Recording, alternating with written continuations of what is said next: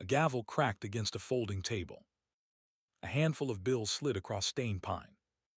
A rusted padlock dropped into a paper sack with a dull metal thump. $8. That was the price. $8 for a locked cellar nobody else in the room wanted to touch. The auctioneer wiped his forehead and called it sold. The woman holding the receipt did not smile. She did not cry. She just folded the slip into her back pocket and walked out into a wind that smelled like wet hay. Her name was Hannah Mercer. She was 31 years old. She had been bankrupt for 9 months, and the cellar she had just bought belonged to a grandmother who had lied to her family for 60 years. What was hidden behind that door would empty her bank account, break her heart, and rewrite every story she had ever been told. Stay with me on this one.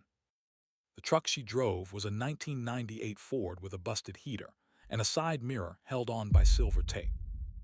The passenger seat had a hole the size of a fist.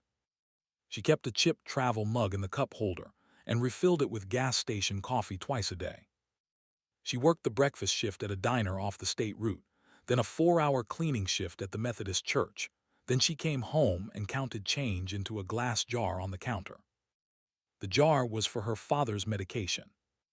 The medication was for a heart that had been giving out since February. She did not talk about any of this with her customers. She just refilled their cups and smiled the way her grandmother had taught her to smile.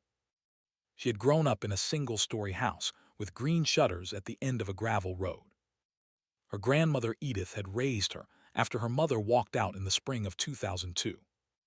Edith was a small woman with thick gray hair and hands that looked like they had been built for hard work and never asked permission to rest.